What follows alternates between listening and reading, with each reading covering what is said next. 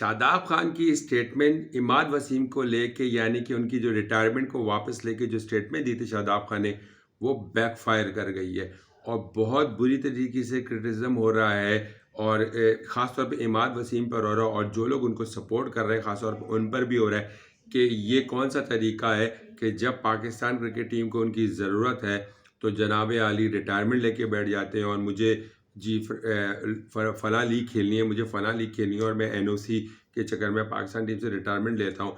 और जब अभी आपकी परफॉर्मेंस थोड़ी बेहतर हो गई है तो अब आप कह रहे हैं कि मैं I am ready to take back the retirement. और पे ख़ास तौर पे जो इस तरह की सपोर्ट आ रही है कि एक तरफ से वो क्या नाम है शादाब साहब ले रहे हैं और शादाब पे ये क्रिटिसिज्म इस बात पे आ रही है कि यार आप एक फ्रेंचाइज के कप्तान हैं, आप किस हैसियत से ये बात कर सकते हैं। अगर क्राउड भी अगर कोई भी नारा लगा रहा है तो क्राउड को पूरा हक हासिल है।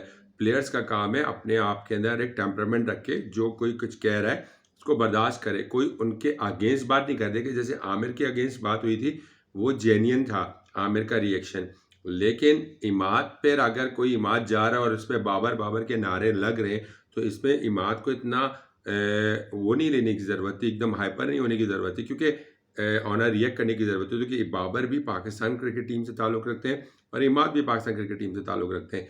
और सिर्फ बाबर बाबर के नारे ना लगाना, तो इमाद को तो अगर इमाद लाइकिंग डिसलाइकिंग पे चले गया तो अलग बात है, लेकिन इमाद को बर्दाश्त करना चाहिए क्योंकि बाबर दुनिया का भी और पाकिस्तान का इस वक्त नंबर 1 खिलाड़ी है।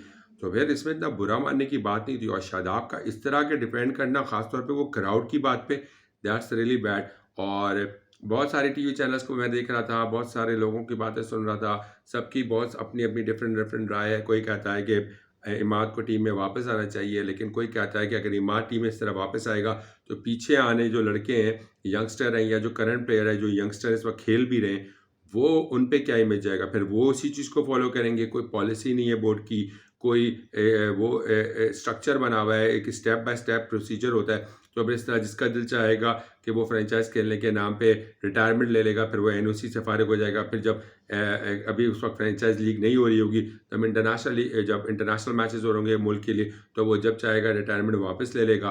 फिर अभी इमाद का कोई भरोसा भी नहीं है कि अगर अभी T20 वर्ल्ड कप ख़त्म हो जाए तो उसके बाद अब अगर एनओसी जारी नहीं करेगा पीसीबी, तो फिर इमाद फिर एनओसी के चक्कर में फिर पीसीबी से लड़ाई करके बैठ सकते हैं, या फिर इमाद दोबारा अगर लड़ाई ना भी करे तो फिर रिटायरमेंट ले सकते हैं। तो यहाँ पे लोगों की बड़ी बड़ी इसी तरह की डिफरेंट राय है कि यार क्यों आप ऐसे खिलाड़ी को ले रहे हैं जिसने अभी तक डोमेस्टिक नहीं खेली। देखिए बोर्ड की क्या पॉलिसी थी कि डोमेस्टिक खेलना ज़रूरी है। इमाद ने बहुत अरसे से शायद डोमेस्टिक भी नहीं खेली है।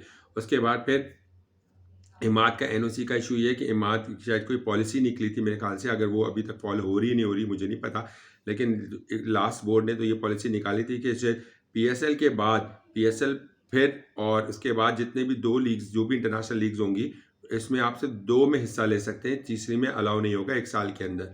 तो इस तरह तो इमाद ने तो बहुत सारी लीग्स खेल ली है, तो फिर इस तरह तो बड़ा मुश्किल हो जाएगा इमाद के लिए और ख़ास तौर पे पीसीबी के लिए कि इमाद को आगे आने वाले जितने भी लीग्स हैं अगले 6-8 माह में, उसमें उसको अलाउ करे, क्योंकि वो बिग बैश लीग भी खेल चुका।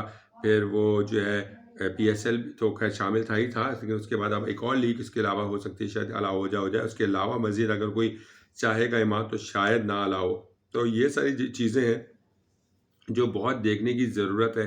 और फिर इस तरह देखिए सबसे बड़ी बात ये है कि एक ठीक है, मैं मानता हूँ कि इमाद टीम की ज़रूरत है, मैच विनर है, लेकिन इस तरह तो पीछे या जो करंट प्लेयर खेल रहे हैं वो भी इसी चीज़ को अडॉप्ट करना शुरू कर देंगे और पीछे जो यंगस्टर हैं वो इस चीज़ को अडॉप्ट करना शुरू कर देंगे। कोई भी टेस्ट मैच खेलने को तैयार नहीं होगा, कोई भी वनडे खेलने को तैयार नहीं होगा। सब पैसे कमाने के लिए शॉर्ट टर्म क्रिकेट खेलने की कोशिश करेंगे कि हम बस T20 खेलना है, बस T20 खेलना है, चाहे फ्रेंचाइज T20 हो, चाहे मुल्क के को रिप्रेजेंट करने के लिए T20 हो। फिर कोई भी आपको फिर तरजीह नहीं देगा। जैसे अब दुनिया आगे बढ़ रही है, फास्ट क्रिकेट हो रही है, तो वो इंटरनेशनल क्रिकेट में भी आप टेस्ट मैच को ज़्यादा प्रेफरेंस दे रही है। और आपने भी देखा होगा एशेज़ भी हुआ, फिर इंडिया और इंग्लैंड की सीरीज़ पूरी हुई, पूरी 5 टेस्ट मैच की सीरीज़ हुई। तो दुनिया अब टेस्ट मैच को पूरा वो ले रही है। जैसे अभी न्यूजीलैंड और बांग्लादेश की सीरीज़ हुई, अभी करीब कल से या परसों से शुरू है श्रीलंका वर्सेस बांग्लादेश की टेस्ट सीरीज़। तो पाकिस्तान और ऑस्ट्रेलिया की 3 टेस्ट मैच की सीरीज़ हुई, तो टेस्ट मैच को लेना पड़ता है। इंडिया ऑस्ट्रेलिया साउथ अफ्रीका की 2 टेस्ट मैच की सीरीज़ हुई, तो टेस्ट मैच भी एक इम्पॉर्टेंट क्रिकेट का हिस्सा है। टेस्ट मैच ही इज़ रियल क्रिकेट। लेकिन अगर इस तरह लड़के यहाँ के अगर सीनियर खिलाड़ी इस तरह करेंगे तो जो टीम में मौजूद जूनियर यंगस्टर हैं वो भी फॉलो करेंगे, और जो इस वक्त टीम का हिस्सा भी बने नहीं है और एम बना के बैठे हैं कि पाकिस्तान को रिप्रेजेंट करेंगे, तो वो भी ऐसे ही कर सकते हैं कि वो जब थोड़ा बहुत भी नाम वाम हो जाएगा, इस तरह उनको ऑफर्स आने शुरू हो जाएंगी, कॉन्ट्रैक्ट साइन करना शुरू हो जाएंगे ये लीग्स वगैरह के लिए, T20 के लिए, तो फिर वो पाकिस्तान को रिप्रेजेंट करना छोड़ देंगे। फिर सब वही कहेंगे कि यार इमाद के साथ तो आपने वो किया था, आप हमारे साथ ऐसा नहीं करें। तो बहुत से इश्यूज़ हैं, बैकफायर किया है। शादाब का जो बयान था, जो प्रेस कॉन्फ्रेंस में उन्होंने दिया था, कहना नहीं, ठीक है, एक तरह से आप सपोर्ट कर सकते थे कि हाँ क्रिकेट बोर्ड को मुझे लगता है कि उसको खेलना चाहिए, लेकिन अब प्रॉब्लम ये है कि एक तरफ मैंने ये भी खबर पढ़ी थी कि शाहीन शाह अफरीदी ने भी उनको शायद बात की थी, लेकिन अभी तक क्रिकेट बोर्ड की तरफ से शायद जो मैंने एज़ पर मीडिया मैंने पढ़ा है उसमें कहीं से भी कहीं भी नज़र नहीं आया कि पीसीबी की तरफ से या चीफ सेलेक्टर की तरफ से किसी ने भी इमाद से रब्ता किया है। असल मैंने पहले भी कहा था कि असल ऑथराइज पर्सन वो लोग हैं, ना कि शादाब है, ना कि शाहीन शाह अफरीदी हैं, क्योंकि शाहीन शाह अफरीदी का तो खुद ही मैंने पढ़ा था कि इनकी खुद की कैप्टनसी ऑन हाईली रिस्क है। तो फिर जब किसकी खुद की अपनी अपनी पोजीशन किसी की अगर मुस्तहकम ना हो तो फिर वो दूसरे के लिए क्या बात करेगा। और जैसा मैंने पढ़ा था कि जो नए चेयरमैन साहब आए हैं उन्होंने कहा कि चीफ सेलेक्टर या सिलेक्शन कमेटी है वो ही होल्सो रिस्पॉन्सिबल होंगे। तो जो भी चीफ सेलेक्टर साहब हैं, वहाब रियाज हैं, और उनकी जो टीम पूरी है, अभी मुझे नहीं पता उनकी इंटरनल टीम कौन सी है जो उनको एज अ सेलेक्टर एडवाइस दे रही है चीफ सेलेक्टर साहब को। तो उसकी खबरें ये मैंने पढ़ी कि अभी तक इमाद से रब्ता नहीं हुआ फॉर द एनी कैंप और any T20 series against coming for the C team जो न्यूजीलैंड की आएगी। फिर वर्ल्ड कप तो बहुत दूर की बात है। तो फिर ये जो हवा में शोचा छोड़ा है ना, तो ये बड़ी गलत बात हुई है, और फिर इससे ये होगा कि जी है ना, तलखियाँ और बढ़ जाती हैं। तो बेटर है कि सही रहे टाइम पे सही डायरेक्शन पे डिसीजन लें, क्योंकि दोनों को सोचना होगा। अगर इमाद टीम की ज़रूरत है तो इमाद को भी अपनी एटीट्यूड, अपने अंदाज को बदलना पड़ेगा, और आगे के लिए कंप्लीट कंफर्मेशन और श्योरिटी देनी पड़ेगी कि वो पाकिस्तान को आगे रिप्रेजेंट करते रहेंगे, ना कि एनओसी के चक्कर में रिटायरमेंट की तरफ भागेंगे। और फिर इमाद का लास्ट से लास्ट टाइम मैंने 2 महीना पहले मैंने शायद एक बयान पढ़ा था, वो उन्होंने शायद कहा था कि मैं पाकिस्तान टीम में तब वापस आऊँगा तब जब मैं मेरी कंडीशंस होंगी, यानी कि मेरी कंडीशंस पे मैं पाकिस्तान टीम में खेलूँगा। तो ये जब प्लेयर्स सीनियर प्लेयर हो या जूनियर प्लेयर हो, कोई भी प्लेयर हो, बड़ा प्लेयर हो, छोटा प्लेयर हो, वो अगर इस तरह कंडीशंस लगा के खेलना चाहेगा तो फिर बहुत मुश्किल हो जाता है क्रिकेट बोर्ड के लिए इस तरह, या चीफ सेलेक्टर के लिए या मैनेजमेंट के लिए इस तरह की कंडीशंस पे किसी को सपोर्ट करना। तो ये कंडीशन वाली बात भी जो की गई थी लास्ट टाइम जब मैंने पढ़ा था, आज से 2-3 महीने पहले की बात है, और अगर इमाद इस चीज़ पे अभी भी कायम है तो बहुत ख़तरनाक बात है, क्योंकि फिर इस तरह आगे बात बनेगी नहीं इमाद के लिए भी। और फिर एक रोल आउट का रहेगा, जैसे मुझे अच्छी तरह याद है ओडाई वर्ल्ड कप में रोल आउट खड़ा हुआ था, आमिर को लो, आमिर को लो, आमिर को लो। देखिए आमिर को लेने का भी कोई फ़ायदा नहीं, आमिर भी आगे मूव ऑन हो चुके हैं। तो अब इमाद से लास्ट, क्योंकि मैंने हफीज़ का बयान पढ़ा था, सुन रहा था, उन्होंने कहा था कि यार उन्होंने खुद डायरेक्टली इमाद से बात की थी, आमिर से तो की थी, कि आमिर से डायरेक्टली इमाद से बात की थी, और इमाद ने कहा था कि नहीं वो नहीं खेलेंगे डोमेस्टिक ऑफिस, नहीं क्या था, और फिर अचानक से उनका बयान आया एक दिन अचानक कि उन्होंने रिटायरमेंट ले ली है। तो बड़े डिफरेंसेस हैं, देखना पड़ेगा, और खिलाड़ियों को भी सोच समझ के बयान देना चाहिए। पहले वो पता तो कर लें, जो ऑथराइज पर्सन है, जो डिसीजन मेकर है, उससे तो पूछ लें कि भैया ये हो भी सकता है नहीं। बिला वजह आप चौड़े में बयान दे देते हो अपने टीममेट के। अभी आप अच्छा वो भी टीममेट जो फ्रेंचाइज का टीममेट है, जो करंटली पाकिस्तान टीम का क्रिकेट टीम का भी टीममेट नहीं है। पाकिस्तान क्रिकेट टीम का टीममेट हो तो समझ भी आती है, एक्स टीममेट ज़रूर कह सकते हैं लेकिन करंटली नहीं कह सकते।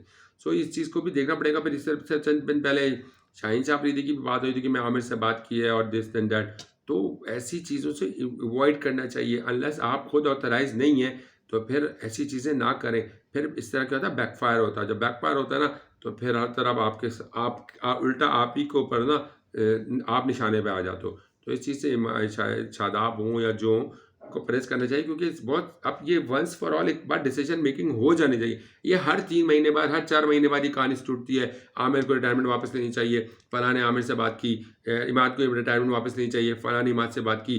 पहले आमिर बोलते हैं नहीं मैं मूव ऑन हो चुका है, फिर इमाद कहता है कि मैं आ सकता हूँ लेकिन अपनी कंडीशंस पे आता हूँ। फिर चंद महीने बाद फिर एक और कहानी सुनने को मिलती है कि फिर किसी ने आमिर से रब्ता किया, आमिर ने कोई एग्जैक्ट जवाब नहीं दिया, उसके बाद फिर किसी ने इमाद से रब्ता किया या इमाद ने खुद मीडिया को बोल दिया कि मैं अवेलेबल हूँ पाकिस्तान को खेलने के लिए, तो भाई ये क्या करना चाह रहे हो? एक चंद चंद 4 महीना पहले तुम कुछ बात करते हो, 2 महीना पहले कुछ बात करते हो, एक फिर अब तुम प्रेज़ेंटली कुछ और बात कर रहे हो। तो इस आधा तीतर आधा बटेर वाली बात नहीं करो, एक क्लैरिटी आप एक डिसीज़न मेकिंग में जब जाओ, तो सही डिसीज़न ले लो कि मैं रिटायरमेंट ले रहा हूँ या नहीं ले रहा हूँ वापस, और अगर मैं ले रहा हूँ तो कितने टर्म्स के लिए ले रहा हूँ, क्या करना चाहता हूँ, एनओसी पर मुझे फिर आप अगर रिटायरमेंट लेके वापस और टीम के लिए हिस्सा आना चाहते हो, फिर आपको हर पॉलिसी पीसीबी की फॉलो करनी पड़ेगी। डोमेस्टिक लीग्स को भी खेलना पड़ेगा और फिर उसके बाद हर जिस चीज़ में आपको बोला जाएगा उसको फॉलो करना पड़ेगा जो और प्लेयर्स कर रहे हैं। ये नहीं हो सकता कि यार मेरा अगर अब मैंने 2 लीग खेल ली है या 3 लीग खेली, उसके बाद मुझे ये फला लीग भी खेलनी है और अगर मुझे एनओसी नहीं मिलेगा तो मैं रिटायरमेंट ले लूँगा। तो ये सब चीज़ों से अवॉइड करें, सही क्लैरिटी रखें। अगर टीम में खेलना है तो फिर, क्योंकि आपको ये समझने की ज़रूरत है यार, किसी को भी समझने की ज़रूरत है, ये पाकिस्तान के लिए खेल रहे हैं, आप अपनी ज़ात के लिए कोई भी नहीं खेलता है। अगर कोई भी अपने के लिए खेलता है फिर उसका करियर खुद का बेकार ही होगा, लॉन्ग टर्म नहीं होगा, फिर लोग उसको याद नहीं रखेंगे। जिसने भी मुल्क के लिए खेला, जिसने भी फाइटिंग स्पिरिट के साथ और एम बना के मुल्क को जिताने के लिए खेला, वही हमेशा याद रहता है। अदरवाइज़ जिसने भी सेल्फिश अप्रोच अपनाई, वो कभी भी लॉन्ग टर्म के लिए, शॉर्ट टर्म के लिए तो लोग याद रख लेंगे, वाह-वाह कर लेंगे, लेकिन इन द लॉन्ग टर्म में आपको कोई याद नहीं रखेगा। ये बहुत ज़रूरी है। आप अपनी राय का इज़हार कीजिएगा कमेंट्स पे और मेरे चैनल ज़रूर सब्सक्राइब कीजिएगा कि आपको क्या लगता है कि इमाद वसीम को लेना चाहिए या नहीं? फिर कमेंट में ज़रूर रिप्लाई कीजिएगा। अपना बहुत ख्याल रखिएगा। अल्लाह हाफ़िज़।